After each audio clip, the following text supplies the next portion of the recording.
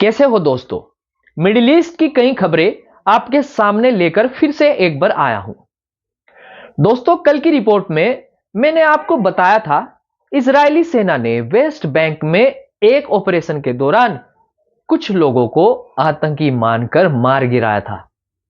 लेकिन अब जो खबर सामने आ रही है कि जेनिन में लोग इजराइल की ओर से हमले जारी रहने की वजह से अपने घरों को छोड़ने को मजबूर हो रहे हैं।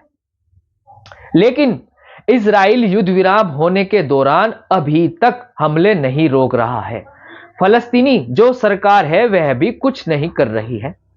खबरों के मुताबिक सऊदी अरब ने भी वेस्ट बैंक के जेनिन शहर में हो रहे हमले को लेकर निंदा जताई थी। लेकिन कुछ खबरों के माने तो इजराइल चाहता है कि ये जो गाजा युद्ध विराम हुआ है इसको दूसरे चरण तक ना पहुंचने दिया जाए।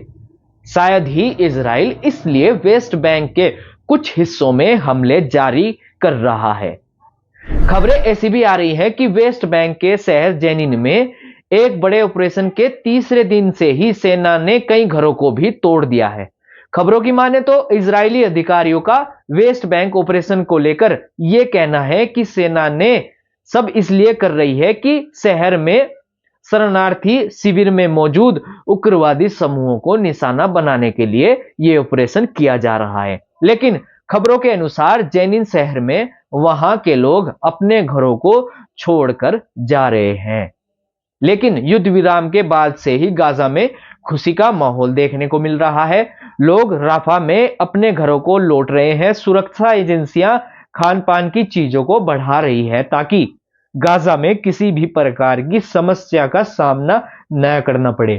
दोस्तों, अपनी अगली खबर की ओर बढ़ते हैं। खबर यह है कि ट्रंप ने यमन के हूतियों को आतंकवादी घोषित कर दिया है, जिसको लेकर ईरान ने यह कहा कि डोनाल्ड ट्रंप ने यमन के हूती आंदोलन को विदेशी आतंकवादी संगठन के रूप में जो नामित किया है, हम उसकी निंदा करते हैं। एक रिपोर्ट के अनुसार ईरानी विदेश मंत्रालय के प्रवक्ता इस्माइल बागई ने कहा, यह कदम जो हूतियों पर बिडेन प्रशासन ने लगाकर कठोर आर्थिक दंड से अधिक कठोर होगा। साथ ही उनका यह भी कहना है कि यह एक तरह की मनमानी की जा रही है और अंतर्राष्ट्रीय संबंधों में कानून के शासन को और कमजोर करेगी और क्षेत्र में शांति जो बनी हुई है उसको खतरा पहुंचाएगी। बागई जो ईरानी विदेश मंत्रालय से प्रवक्ता है, खबरों के अनुसार उनका यह भी कहना है कि यमन के अधिकांश हिस्से पर नियंत्रण रखने वाले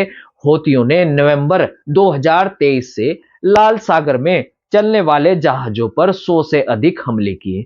साथ ही उन्होंने यह भी कहा वे गाजा में हमास के खिलाफ इजराइल के युद्ध में फलस्तीनियों के साथ एकजुटता के साथ काम कर रहे थे। इस खबर को लेकर अगर बात करते तो यमन के हूतियों की मुश्किल बढ़ती दिखाई दे रही है। हालांकि ईरान की ओर से इस मामले को लेकर आपत्ति दिखाई दे रही है। खैर दोस्तों, आइए बात करते हैं अमेरिका के लॉस एंजलिस में लगी आग के कारण काफी नुकसान अमेरिका में अब तक हो चुका है, जिसको लेकर राष्ट्रपति डोनाल्ड ट्रंप ने लॉस एंजलिस में आग के कारण जो नुकसान हुआ है उसका दौरा किया है। खबरों की माने तो ट्रंप की यात्रा ऐसे समय में हुई है जब दक्षिणी कैलिफोर्निया में नई आग भड़क उठी है। अभी 2 दिन पहले दोस्तों ये खबर मैंने आपको बताई थी कि अमेरिका के लॉस एंजलिस के पास एक नई आग लगने की खबर चर्चा में है। आग को लेकर खबर यह भी है कि आग को लेकर अधिकारी इस बात से भी परेशान है कि हवादार मौसम की स्थिति बनी हुई है, जिसके कारण आग बढ़ने के खतरे नजर आते हैं। दोस्तों, अमेरिका अभी भी आग से जूझ रहा है। खबरों की माने तो आग पूरी तरह से काबू नहीं हो पा रही है। ऐसे में राष्ट्रपति डोनाल्ड ट्रंप ने कैलिफोर्निया की यात्रा की और वहां हुए नुकसान का जायजा भी लिया, लोगों से भी मुलाकात की। दोस्तों, आज की खबरों में इतना ही। मिडिल ईस्ट और इंटरनेशनल खबरों के साथ हम फिर मिलेंगे। इस तरह की खबर देखने के लिए मेरे YouTube चैनल को आप सब्सक्राइब जरूर करें।